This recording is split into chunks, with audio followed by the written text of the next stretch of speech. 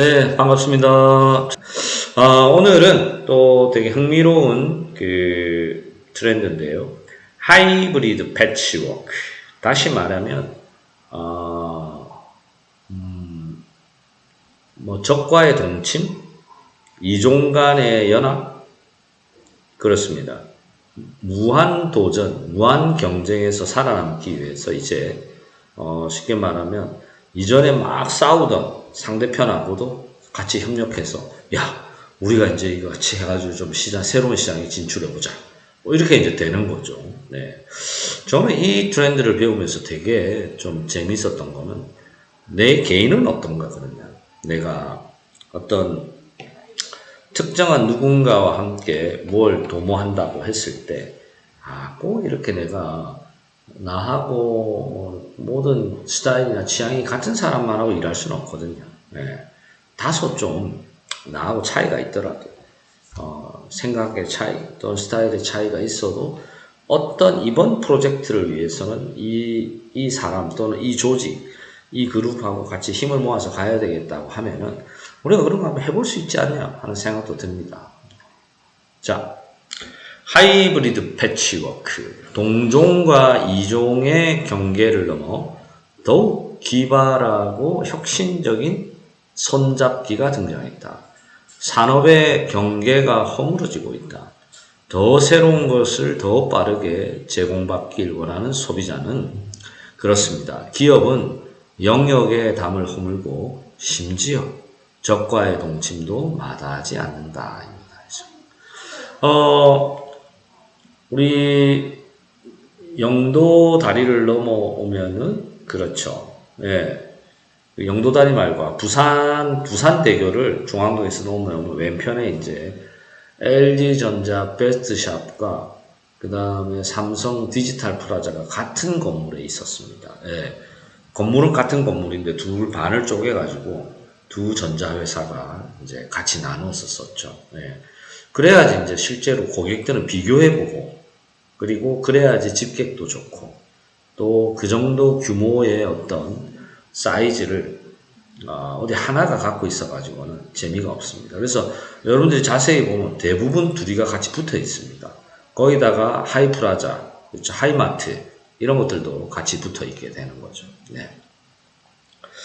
자, 그래서 기업과 브랜드는 각자의 핵심 역량과 제품 서비스를 창의력으로 조합해서 일석삼조의 효과를 이제 거둘 수가 있다라는 거죠.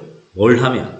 그렇죠. 하이브리드 패치워크를 한다면 자원의 효율적 활용과 변화된 소비자 욕구를 해결하고 새로운 가치를 창출하면서 일석삼조의 효과를 거둘 수 있다. 병렬형 패치워크, 결합형 패치워크, 교배형 패치워크, 이렇게 세 가지의 이렇게 방법이 있다라는 거죠. 그럼 병렬형은 뭐냐? 기존 제품 또는 서비스의 변형은 없습니다. 단지 배치를 달리할 뿐이다. 갖다 놓는 것을 달리한다. 세팅을 달리한다. 이렇게 이해하시면 좋겠습니다. 결합형 패치워크는 무엇이냐? 다양한 산업 간의 특성을 하나의 제품 또는 서비스로 한번 결합해 보는 거죠. 이거는 약간의 성격의 변화가 있습니다. 마지막으로 교배형 패치워크는 이거 완전히 이제 새로운 거. 각 영역의 특성이 마구 뒤섞인 잡종 제품을 선보이는 것이다. 그래서 조합의 힘으로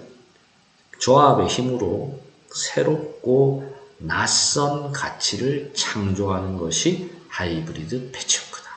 내가 혼자서는 아무리 노력해도 어떤 좋은 결과를 내기 어렵고 또는 많은 비용이 투입되는데 이렇게 조합을 이루어서 하게 되면 어떻게 되냐? 훨씬 적은 비용으로 유리하게 새로운 도전을 해볼 수 있다라는 것이죠. 단순한 협력을 넘어서 어떻게 협력할 것인가 하는 과제가 되겠습니다. 자, 그러면 패치워크라는 말은 뭐냐?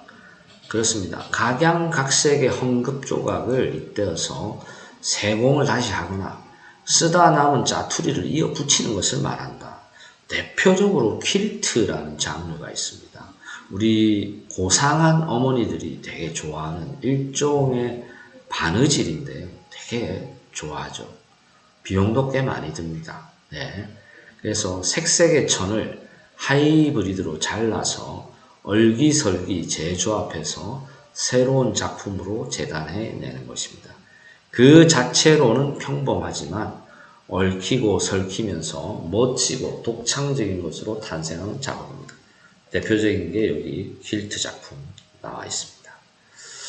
자, 그러면 이제 이 패치워크를 하는 데 있어가지고 크게는 우리가 용어가 5개가 있는데요. 요 정도는 여러분들이 좀 상식적으로 외워두면은 되게 아마 도움이 될 겁니다. 또 뭐 약간 뭐랄까 있어 보인다 할까요? 네, 이해를 하고 있는 거죠. 복합, 컴플렉스. 오늘 많이 들어봤는데, 컴플렉스를 해야 된다. 이런데, 우리가 이 정신적 컴플렉스이고 다른 말입니다. 네. 여러 기능이 하나의 제품에 구현된 형태입니다. 복합 프린트. 다 쓰죠. 그죠? 프린트도 되고, 팩스도 되고, 그죠? 복사도 되고, 네. 크로스오버. 많이 들어봤네요. 문화예술 영역에서 자주 사용하죠. 재즈와 락, 팝 등의 장르가 혼합된 음악을 말합니다. 그래서 크로스오버는 굉장히 이제 많이 하고 요즘에는 또 퓨전이라는 말로도 많이 쓰고 있습니다. 믹스 앤 매치, 서로 어울리지 않는 옷을 혼용해서 입는 경우입니다. 네.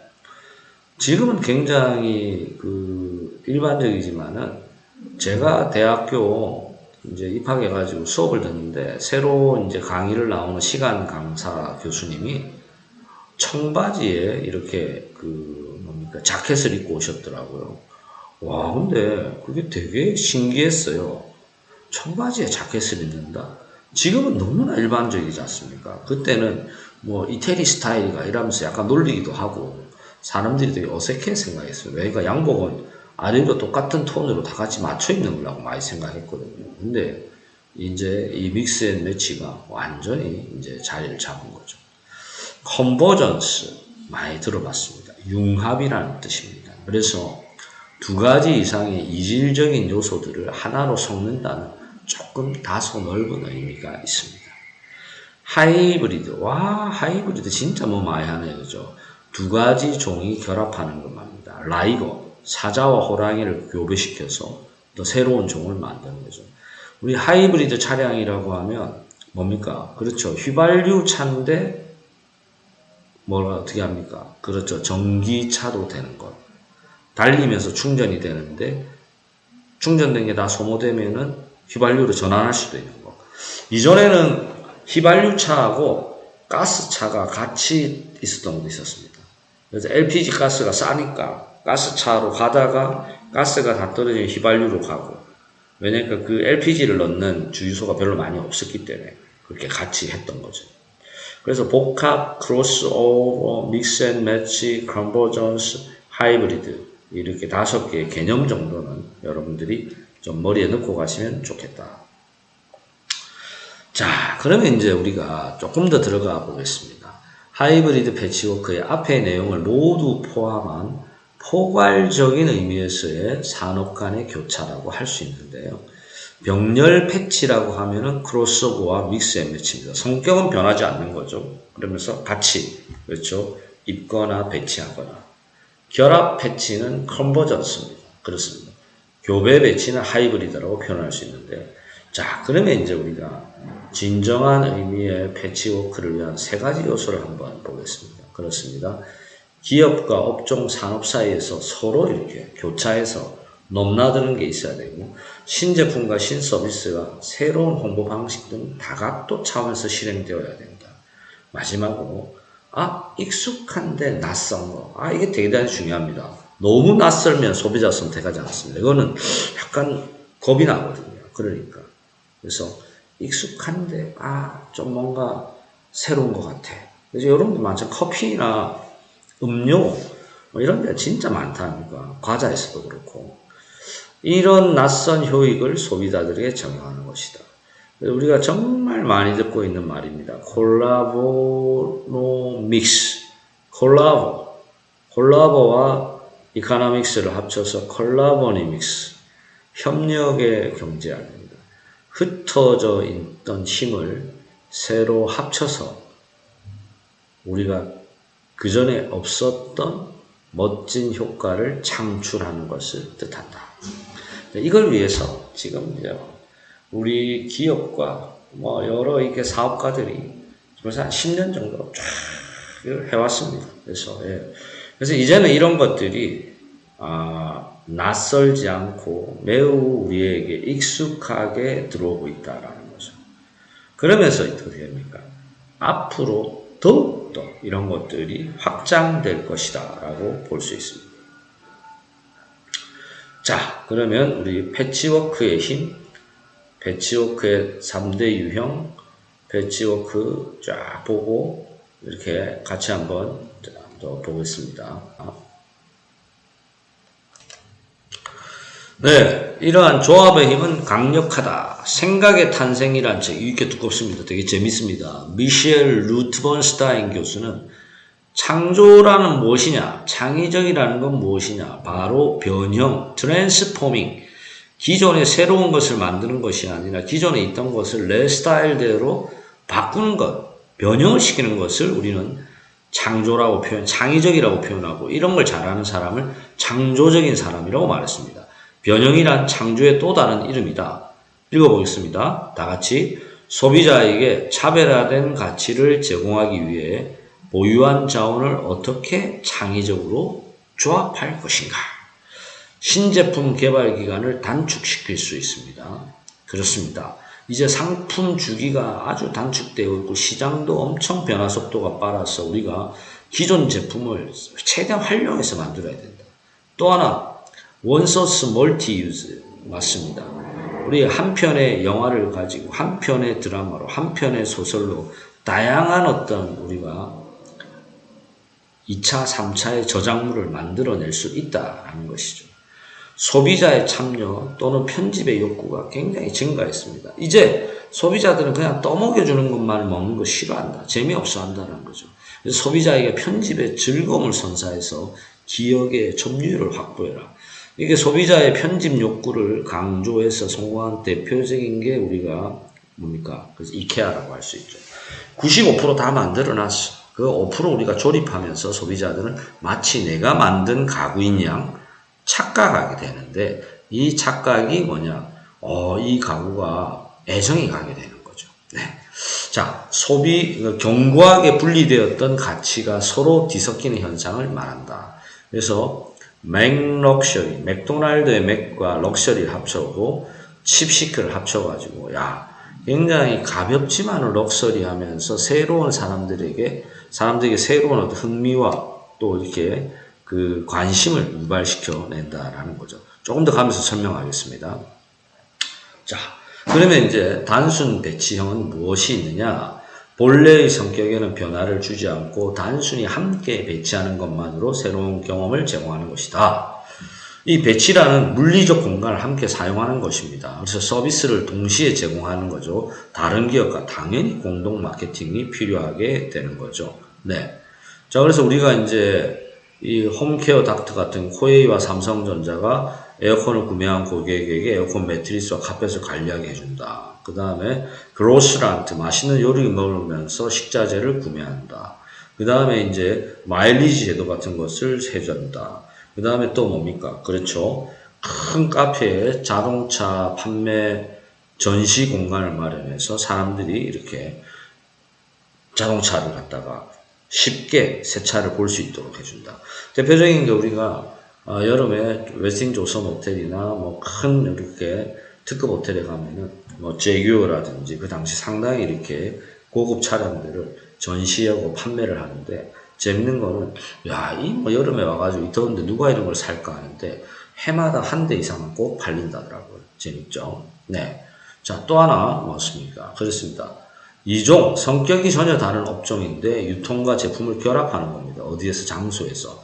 커피빈이 여의도 MC 사거리에서 현대자동차를 전시해서 미니 모터쇼를 방불하게 했고, 풋누스 친환경 전기 자전거는 압구정도의 카페형 매장을 만들었다라는 거죠. 수선 플레이스 YG 엔터테인먼트가 뭡니까? 이런 그 소수의 스튜디오 역할도 만들어내고, 럭셔리 브랜드들이 홈쇼핑으로 이제 출전하기도 하고, 코카콜라가 BMW 미니 쿠퍼 프로모션을 함께 진행하기도 했습니다. 또 하나, 이제 두 번째 조금만 더 들어가 보겠습니다. 이제 단순 결합에서, 결합의 법칙이 단순 재배치가 아니라 뭡니까? 하나의 제품과 서비스 형태로 만들어내는 거죠. 그래서 참여 기업의 아이덴티티가 그대로 녹아있는데 새로운 것이 되어야 되니까 꽤 섬세한 협업 작업이 이루어져야 된다. 이래서 이제 여기에서는 대중문화에서는 멀티형 연예인, 개그맨이자 가수, 개가수라고 해서 뭐 형돈이와 대준이가 나와서 꽤 인기를 끌었죠. 그 다음에 개그맨 유세윤도 그렇습니다. 그래서 아나 테이너라고 해서 뭐 대표적인 사람이 누굽니까? 전현무죠, 그죠? 아나운서인데 엔터테이너의 역할을 하는 분들이죠. 이런 분들 처음 할 때부터 나는 스포츠 중계나 뉴스는 안 하겠다. 나는 예능을 하겠다라고 선언하고 들어왔다는 거죠. 그래서 방송 프로그램에서는 스포츠와 예능을 결합한 이런 프로그램들이 등장하기 시작했는데, 와, 교수님, 그럼 이게 요즘에 완전 방송 프로 이게 완전 이게 대세 아닙니까? 맞습니다. 이제는 새로운 트렌드가 아니고 완전히 장악한 트렌드가 되는 거죠. 그래서 그 다음에 또 하나 이제 우리가 기술과 예술을 결합한, 그렇죠? 테크 아트 콜라보레이션을 우리는 그렇죠. 데카르트 마케팅이라고도 부른다. 네. 이 덴마크 카푸치노, 귀걸이를 한 소녀, 이런 작품을 가지고 이제 우유 가게에다가 넣어서 사람들이 이렇게 좀 뭔가 왠지 이 우유를 먹으면 굉장히 내가 이렇게 뭡니까 좀 고급스러워지나 우리 아이가 좀 더 예술적이 되나 그렇죠. 자, 이러한 이제 일들이 마구마구 이제 일어나서 지금까지 쭉 이제 오고 있는 거죠.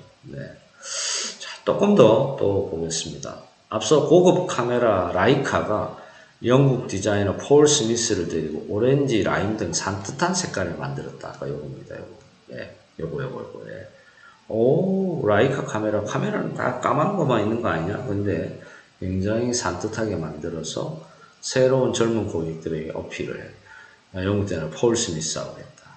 그 다음에 카프리 맥주가 처음 나왔을 때 원래 맥주가 이제 햇볕에 보호하기 위해서 색깔을 이렇게 약간 그 노리끼리한 색깔로 이렇게 병을 해놓지 않습니까? 그런데 카프리는 하얀색으로 해가지고 이 맥주가 아주 그 원색의 어떤 묘미를 주면서 조금 고급스럽게 런칭이 되었죠. 그래서 이 카프리 맥주는 유명한 아티스트 티키 몬스터와 함께 이런 이제 작업을 또 하면서 인기를 끌었습니다. 한국 야쿠르트 발효유 세븐에서는 영국 일리스트레이터 산드라 이삭슨과도 이렇게 작업을 했고요.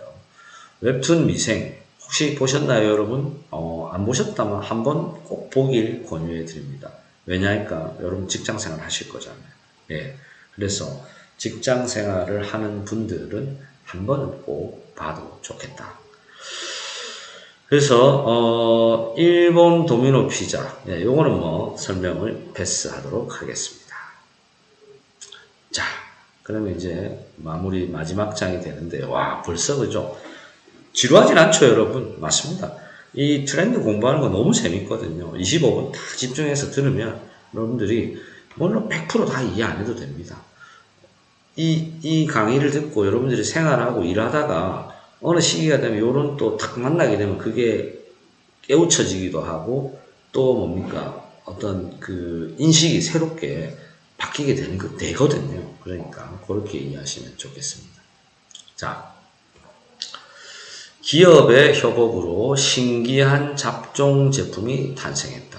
그렇습니다. 이제 교배형에 대해서 마지막 단계입니다.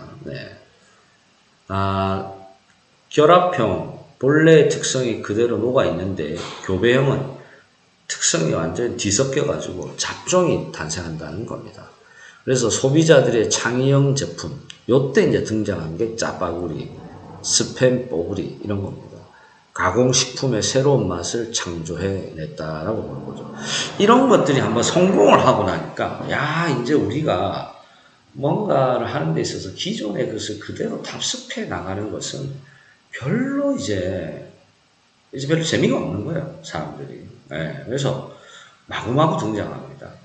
자, 커피와 맥주, 그렇죠. 일본 케센누마 지역의 소규모 사업장에서 이제 이 뭐냐면 맥주에다 커피를 타가지고 커피 맥주를 만들었습니다. 오, 굉장히 인기가 있었죠. 우리나라에도 한참 이런 거를 또 이렇게 그 약간 더치 맥주라고 해서 이런 더치 커피하고 생맥주를 섞어서 약간 좀 더 진하게 먹는 것들이 유행한 적이 있습니다. 태양의 서커스. 제가 올해 이제 그 태양의 서커스 부산에 왔을 때 센텀에서 한번 그 공연을 봤는데 대단하더라고요. 네. 태양의 서커스와 리복이 함께 만든 것도 있고요. 베네통과 JYP 엔터테인먼트가 어류를 출시한 것들. 이제 이런 것들은 지드래곤이 누가 뭐 하는 것들 너무나 이제 우리에게 익숙하게 다가오고 있습니다. 일종의 통섭의 시대. 통섭. 다시 말하면 이게 내 전공이 아니고 당신의 전공이고 내 장르가 아니고 다른 장르를 하더라도 어쩌죠. 내 전공에 대한 깊이 있는 통찰을 가지고 상대방의 장르와 함께 연결해서 이전에 어떤 새로운 학문적 성과를 거두어내는 거죠. 그래서 제가 이제 저는 원래 연극을 전공했었는데 이 연극을 공부하면서 연극의 기획과 제작에서 제일 쉬운 게 연결되는 거는 이제 음악과 오페라 뮤지컬로 연결되는 거고 그 다음 단계로 저는 이제 연극 연출을 공부하다가 축제 연출로 오게 된 거죠. 자연스러운 이동. 그러면서 이 축제 연출을 하다 보니까 우리가 음악, 무용, 그 다음에 미술, 출판, 그리고 스포츠 이런 분야들과 굉장히 긴밀하게 협력하면서 새로운 축제를 만들어내는 일들을 하게 된 거죠. 그리고 이제 교육적인 것도 결합하게 되면서 축제가 단순히 오락과 유흥을 넘어서 어떻게 사람들이 새로운 정보와 지식을 제공하는 그러한 형태로 발전해 가고 있다는 겁니다. 저는 이제 시대는 완벽한 하나의 그 내용을 가지고 이 복잡한 멀티미디어 시대를 해결할 수는 없다고 보는 거죠. 그렇습니다. 예. 가장 쉬운 것부터 협력하고 콜라보해서 이 어려운 난세를 우리가 뚫고 가야 된다는 거죠. 그래서 지금 기업들은 이런 일들에 엄청 열심을 내고 있고요. 또 개인들도 그다음에 저같이 좀 작은 기획 또는 회사를 하는 사람들도 끊임없이 다른 역량을 가진 분들하고 제휴하고 협력하고 있습니다. 여러분, 우리가 지금 보고 있는 이 패치워크라는 트렌드가 등장한 지가 얼마나 되었을까요? 맞습니다. 2014년도, 10년 전인데요. 여러분 한번 주변을 둘러보십시오. 맞습니다. 이제는 이 10년 정도 지난 이 트렌드가 어떻게 되었습니까? 완전히 우리 사회를 장악하고 있다는 것이죠. 그러면 여러분, 이제 지금 25년도, 26년도에 등장한 트렌드 중에 어떤 것이 10년 뒤에 우리 사회의 아주 핵심적인 트렌드가 될 것인가 궁금하지 않습니까? 그렇습니다.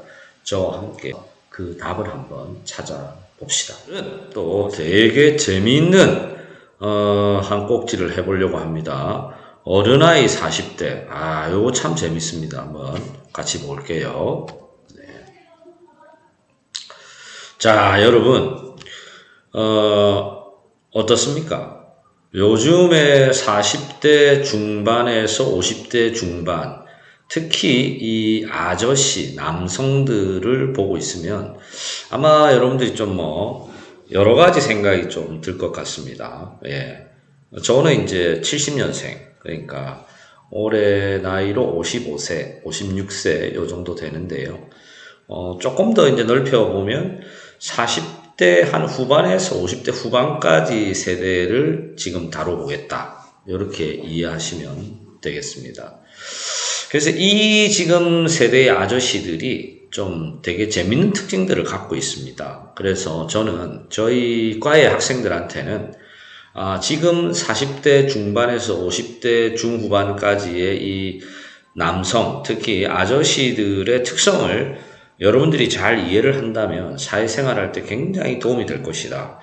어떤 입사 면접에서도 여러분들을 뽑는 그 중요 임원이나 본부장 또는 대표들이 다 요 나이 또래가 많고, 그 다음에 사회 나가서 일을 할 때도 요 나이 또래의 남자 어른들이 의사결정권을 갖고 있는 경우가 많습니다. 그래서 여러분들이 이런 한국 사회의 이 아저씨들의 생각과 스타일, 또 욕구 이런 거를 좀 이해하고 있다면 좀 더 여러분들의 인생에 유리하지 않을까, 저는 그런 생각을 해봅니다.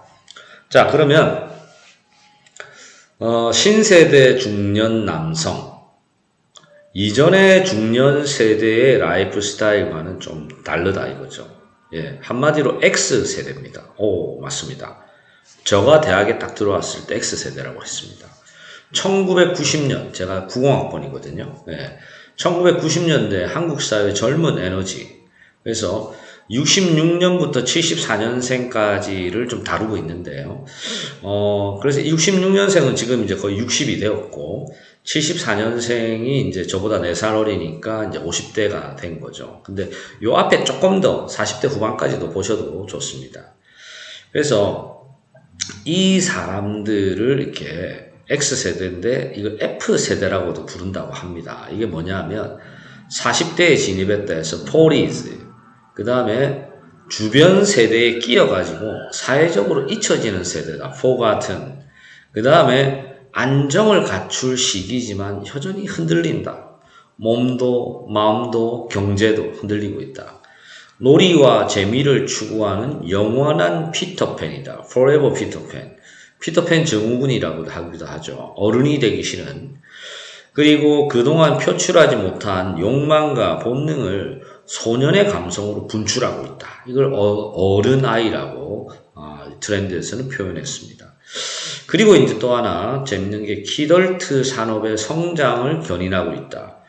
생활 스포츠와 로봇, 피규어 등 다양한 분야에서 지출을 하고 이 산업을 이끌고 있다. 그리고 또 하나 미적 본능, 소비 본능, 문화 본능, 이렇게 세 가지로 나누어서 보겠는데요. 이미 백화점과 유통업체들에서는 중년 남성들을 모시기 위한 여러 전략들을 지금 구사하고 있고 구사해 왔습니다. 그래서 이제 우리가 철없는 마흔이라고도 하고, 지금은 이제 철없는 50이라고 해야 될까요?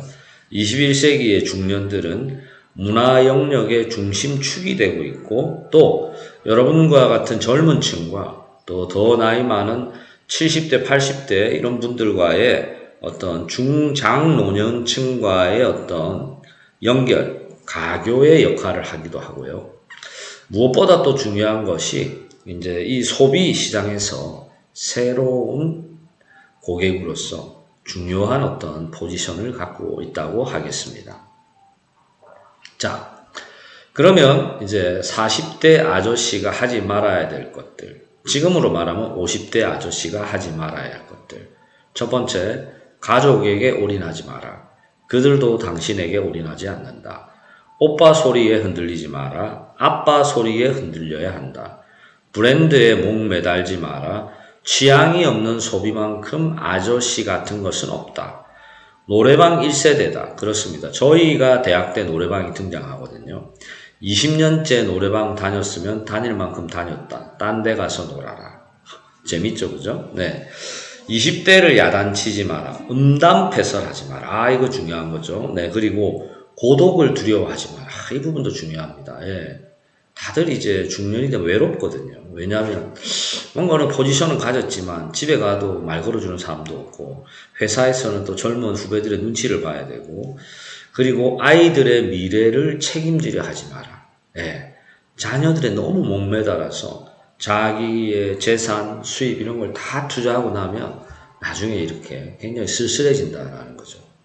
자, 그래서 경제적인 능력은 갖췄지만 어딘가 좀 탐욕스럽고 또 한편으로는 답답해 보이는 그런 끼인 세대라고 표현하고 있다는 거죠.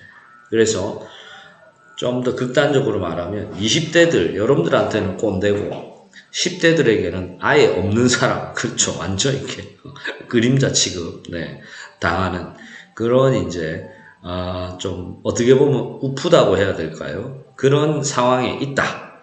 하지만 이게 또 다는 절대 아닙니다. 한번 보겠습니다. 자, 근데 이제 이 X세대가요, 이렇게 막 그냥 한 번에 다 사라질 그런 이제 특히 아저씨들은 절대 아닙니다. 왜냐하니까 이 X세대는 90년대 한국 사회의 주역으로서 배낭여행 1세대, 어학연수 1세대였습니다. 그래서, 제가 이제 대학에 와서 해외여행 자유화라는 게 생기면서 그때는 해외여행을 함부로 못 나갔습니다. 그래서 많은 사람들이 배낭여행을 가고 어학연수를 가게 되고 또 유학도 갔습니다. 국경을 넘어서 열공을 하게 되었죠. 그 다음에 또 하나 뭐냐. 소비의 가치를 굉장히 폭넓게 누린 첫 세대다. 근대화의 단맛이죠. 왜냐하니까 그때만 하더라도 제가 고등학교, 대학을 가서 좀 생활할 때만 하더라도 우리 아버지 세대들의 사업이나 이런 것들이 다 잘 되고 한국 사회가 매년 5%, 10% 이렇게 막 성장을 할 때입니다. 그렇기 때문에 정말 어떤 미래에 대한 어떤 희망 또는 열망 이런 것들이 많았죠. 하지만 또 뭐냐, 갑자기 찾아온 IMF 덕분에 또 한참 또 고생을 겪기도 합니다. 그래서 대한민국 40대 리포트에서는 50대를 베이비 부모 세대, 이제 지금은 이제 60대들인 거죠. 20대는 88만원 세대, 네. 그리고 10대는 살인 경쟁의 세대라고 불렀습니다. 자, 그런데 이 X세대, 다시 말하면 끼인 세대라고 말하는 이 F세대는 재밌는 게 뭐냐면 인구가 정말 많습니다. 예, 최다 인구층입니다. 71년생이 95만 명 됩니다. 여러분들 지금 태어나는 인구들이 보통 한 1년에 한 20만 명 정도 됩니다. 그러니까 얼마나 많겠습니까? 70년생 개띠가 정말 많습니다. 그래서 이 71년생과 70년생 둘을 합치면 근 200만 명의 인구가 있습니다. 그러다 보니까 지금 예를 든다면 55세, 54세 요 나이 또래 아저씨들이 정말 많습니다. 아마 여러분들이 교회에 가보시면은 그걸 느낄 겁니다. 자, 그래서 이제 뭐냐, 이 지금 중년의 아저씨들은 옛날의 중년의 아저씨들하고 조금 다릅니다. 첫 번째, 삶을 즐길 줄 알지만 나름 합리적입니다. 과시보다는 개성을 추구합니다. 인터넷과 SNS 등 디지털 문화에도 능숙합니다. 저희가 컴퓨터 교육 1세대입니다. 그래서 마이크로소프트 컴퓨터를 가지고 처음 이제 워드, 타자도 공부하고 컴퓨터로 리포트도 처음 이제 쓰게 됩니다. 제가 처음 대학에 들어왔을 때 손으로 다 리포트를 썼습니다. 그리고 제가 한 2학년 넘어가고 할 때쯤 때부터 이제 컴퓨터로 쓰고, 지금은 무슨 뭐랍니까 전설의 고향 같지만은 학교 앞에 복사집에서 컴퓨터를 여러 대 놔두고 어떤 학생들이 손으로 쓴 리포트를 가져오면 컴퓨터로 이렇게 타자를 쳐주고 그걸 출력해서 이렇게 서비스를 해주는 그런 가게들도 있었습니다. 지금 뭐 여러분 생각하니까 너무 웃기죠, 그죠? 예, 그게 91년, 90년, 91년, 92년 요 사이에 굉장히 성행했습니다. 네. 자, 그리고 명랑하고 활기찬 정서를 가지고 있고 또 하나 그렇습니다. 여러분들 같은 젊은 사람들하고도 무리 없이 잘 어울린다. 물론 안 그런 사람도 있지만은 이전의 아버지 세대들보다는 훨씬 그렇다는 거죠. 그래서 이 기성이라는 시장에서 부드러운 반역을 도모하고 있고 생산의 주체에서 소비의 주체로 굉장히 이제 소비의 큰 손으로 등장하고 있다고 얘기할 수 있겠습니다. 자, 그러면 이제 우리가 시계바늘을 뒤로 한번 돌려봅시다. 네. 지금의 이 아저씨들이 20살 시절 1990년대로 한번 돌아가 보겠습니다. 한국 사회 분위기는 정치적 이슈와 개인적 이슈로 이렇게 나뉘고 있었습니다. 90년도에 이 한국 사회는 또 한 번 격변의 시기를 겪게 됩니다. 1987년 6월 항쟁이라는 민주화의 큰 물결을 통해서 이렇게 대통령 직선제가 선택이 되고, 또 하나가 뭡니까? 그렇죠. 많은 문화적으로도 변화가 있는데 대표적인 게 영화의 검열 제도가 이렇게 사라지게 되고, 굉장히 사회적으로 뭔가 새로운 어떤 물결이 들어오게 됩니다. 그리고 개인의 자유를 본격적으로 이렇게 다루게 되는데요. 이전에는 아주 권위적인 사회였기 때문에 야 이렇게 하란 말이에요. 그러니까 저희가 고등학교 때만 하더라도 선생님이 막 때리고 이렇게 그랬죠. 예. 이제 그런 거는 굉장히 상상할 수 없지 않습니까? 그리고 머리도 짧게 깎게 하고, 네. 그 교련 시간이 있었습니다. 네, 교련 시간. 총검술 배우고 막 제시훈련하고 이런 거.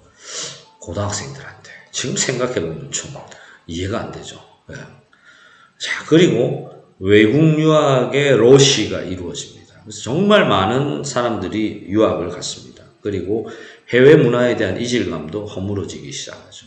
그래서 이때 이제 우리가 직배 영화, 그러니까 헐리우드 영화들이 직배사를 통해서 바로 들어오게 되고, 또 일본 문화의 개방도 이루어지게 됩니다. 그리고 이제 세대론적 개념의 용어가 본격 등장합니다. 그래서 이제 X세대라는 게 등장하고, 여러분들 쭉 가면 이제 지금 MZ세대라고 부르는 요런 세대 분류의 개념이 요때부터 등장합니다. 자, 또 하나는 뭐냐? 취업 재수생, 외환위기를 통해서 정치적인 위기보다는 경제적인 위기에 굉장히 어떤 또 깜짝 놀랐던 그런 세대이기도 합니다. 그리고 무엇보다는 이전의 어떤 그 세대보다는 이 지금의 아저씨 세대들이 젊을 때 드디어 소비 문화에 눈을 뜨게 됩니다. 광안리만 하더라도 그 당시에 정말 이렇게 휘황찬란했다고 할까요? 네. 1층부터 10층까지가 모두 카페고, 정말 전국에서 광안리로 놀러를 오던 그런 시절이죠. 그렇게 하다가 이제 광안리가 2000년대 중후반에 접어들면서 이제 쇠락의 길을 걷다가 광안대교가 들어오고, 다시 이제 싹 이렇게 올라와서 지금은 이제 완전 광안리에 또 전성시대가 열리고 있지 않습니까? 그럼 이렇게 이제 뭔가 이렇게 소비의 흐름과 문화적인 어떤 이슈가 바뀌어가는 걸 보면은 또 참 재미가 있습니다. 자, 더불어서 이제 피터팬 증후군이라는 게 있단 말이죠. 1970년대 후반에 미국에서 등장했습니다. 성인 사회에 끼지 못하는 어른 아이와 같은 사회적 현상입니다. 몸은 컸는데 어른이 되기 싫은 거죠. 자, 그렇지만 이제 우리는 성숙한 피터팬입니다. 파격적이고 역동적이지는 않지만 가볍고 소소한 욕망을 분출하는 훈훈한 아저씨들이 등장하게 되는 거죠. 나의 아저씨라는 드라마 생각하면 마음이 좀 아픈데요. 이런 이제 인물, 아저씨의 따뜻한 마음을 가진 아저씨들이 이제 등장한다는 거죠. 자, 그러면서 또 어른이지만 아이 같은 소비의 움직임도 나타납니다. 자, 그러면 조금 더 들어가 보겠습니다. 소비 본능이 살아난 이 중년의 아저씨들. 압구정 오렌지족이 등장합니다. 예, 1990년대 초고요. 개인의 소비 욕망이 본격적으로 분출하고, 강안리에서는 야타족이 또 등장하죠. 네. 과거의 40대들은 생산의 주체였지만 현재의 40대, 지금의 50대는 소비의 주체로서 스스로 소비 행위를 즐긴다. 삼성카드 뭐 이런 것들, 엔겔계수 이렇게 식료품과 비주류 음료 소비 지출이 높아지고 있고, 슈밥의 개수는 가계 소비 지출 대비 주거 및 수도 강조 소비 지출의 비중이 또 이렇게 높아지고 있는 거죠. 20대보다 40대가 훨씬 뭡니까? 낮다. 유통업체의 중년 남성 모집. 그러니까 이제 돈을 쓰기 때문에 중년 남성들이 이제 백화점에서 이 중년 남성들을 위한 코너를 만든다라는 겁니다. 호텔, 업계와 노래교실, 미용실, 다트게임, 당구대, 바이크, 칵테일바, 그 다음에 친목간의 회원 리셉션, 그리고 이제 예를 든다면 우리가 갖고 로타리 클럽, JC 클럽, 이런 많은 이렇게 중년 남성들의 커뮤니티 모임들, 또 소비를 함께 하는 이런 모임들이 많아지게 되었습니다. 또 하나 이렇게 중요하게 봐야 될 것이 놀이 본능입니다. 놀이 본능. 게임의 첫 세대입니다. 그래서 우리가 8비트 개인용 컴퓨터부터 해가지고 오락실, 저희가 초등학교 때 진짜 오락실 많이 다녔거든요. 진짜 어떻게 보면 학교 오고 가면서 매일 갔던 것 같아요. 갤러그라는 굉장히 단순한 두두두두두두 하면서 이렇게 우주선이 쭉 가가지고 계속 이렇게 쏘아가지고 이렇게 깨트리는, 네. 이런 아주 단순한 게임이지만 그것을 정말 매일 했다고 기억이 납니다. 그리고 어린 시절 문화적 경험과 추억을 갖고 있습니다. 그래서 여전히 중년에도 영향을 받습니다. 그래서 우리 동네 예체능 같은 스포츠 영역들 등장하고 장난감 시장이 굉장합니다. 그래서 피겨 에어가 피규어죠. 무선 조종용품. 그래서 미국은 한 14조, 일본은 6조, 우리나라 한국은 5천억.